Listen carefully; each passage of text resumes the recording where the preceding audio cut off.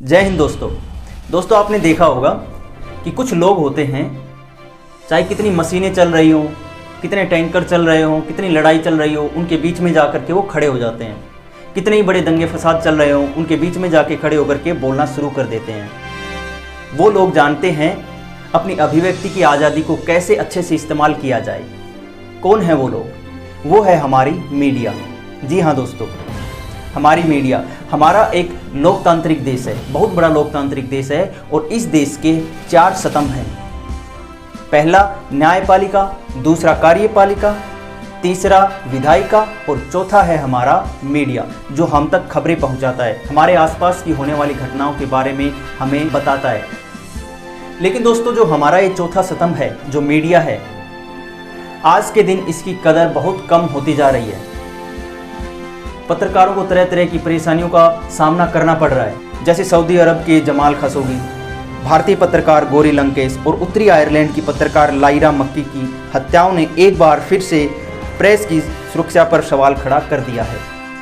इसलिए दोस्तों, आज 3 मई यानी कि वर्ल्ड प्रेस फ्रीडम डे मनाया जाता है, ताकि इनकी बोलने की जो आज़ादी है उसको न छीना जाए और उसको अधिक से अधिक आज़ादी दी जाए।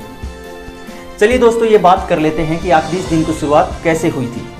अफ्रीका में पत्रकारों ने 1991 में प्रेस की आज़ादी को लेकर एक पहल शुरू की और उस पहल को लेकर यूनेस्को ने 1993 में एक सम्मेलन किया, नामीबिया में एक सम्मेलन किया और वह सम्मेलन 29 अप्रैल से 3 मई तक चला। इसके बाद प्रेस की आज़ादी से जुड़ा एक बयान जारी किया गया था। इसको डिक्लेरेशन ऑफ विंडहोक कहते हैं। विंडहोक नामीबिया की राजधानी है।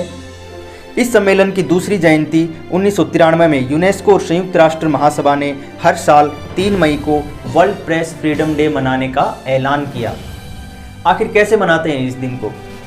इस दिन को हर स्कूल, कॉलेज और दूसरी शैक्षिक संस्थाओं में मनाया जाता है और इसको मनाने के लिए उन संस्थाओं में निबंध लेखन होता है, वाद विवाद होता है मीडिया के ऊपर, लोगों को अभिव्यक्ति की आज़ादी से परिचित कराया जाता है और इस दिन यूनेस्को के द्वारा पुरस्कार भी दिए जाते हैं। इस पुरस्कार का नाम कोलंबियाई अखबार एल एस्पेक्टाडोर के संपादक गुइलेर्मो कैनो इस्जा के नाम पर रखा गया, जिनकी 17 दिसंबर 1986 को बोगोटा में हत्या कर दी गई थी। ये देश के शक्तिशाली ड्रग बैरन के प्रमुख आलोचक थे। यह पुरस्कार सबसे पहले चीन की एक पत्रकार गाओ यू को मिला था और इस पुरस्कार के साथ साथ $25,000 की राशि भी दी जाती है।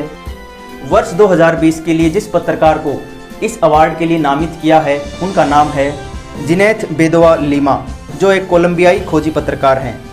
यह पुरस्कार उस पत्रकार को दिया जाता है या उस संस्थान को दिया जाता है जिसने मीडिया की आज़ादी के लिए महत्वपूर्ण काम किए हों, उल्लेखनीय कार्य किए हों।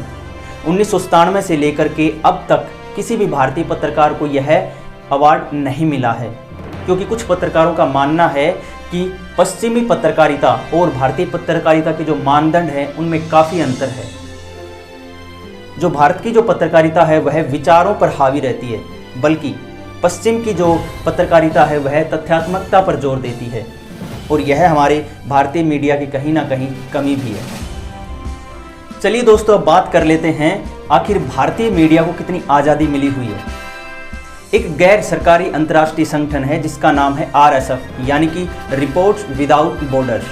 यह जो संगठन है वो यूनेस्को, यूएनओ और दूसरे अंतर्राष्ट्रीय संगठनों के साथ सलाह लेता रहता है, उनके साथ सलाह करता रहता है। यह हर साल एक सूची तैयार करता है जिसमें 180 देशों की सूची तैयार की जाती है और बताया जाता है कि कौन सा देश मीडिया के मामले में कितना आज़ादीपूर्ण है। वर्ष 2021 की जो सूची तैयार हुई है, यानी कि world press freedom day index जो तैयार हुआ है, उसमें भारत का नंबर 142वां है। टोटल 180 देशों में से भारत का नंबर 142वां है। वहीं पहले नंबर पर नॉर्वे है, जो पिछले 5 साल से लगातार चला आ रहा है। इसी क्रम में इरिट्रिया नाम का जो देश है वो सबसे निचले पायदान यानी 180 नंबर पे है और उसके बाद उत्तरी कोरिया का नंबर आता है और चीन का नंबर 177वां है। इस वर्ष की जो थीम रखी गई है वो है सूचना एक सार्वजनिक भलाई के रूप में। जैसा कि दोस्तों आप सभी जानते हो, किसी भी देश के विकास में मीडिया का कितना महत्वपूर्ण स्थान होता है।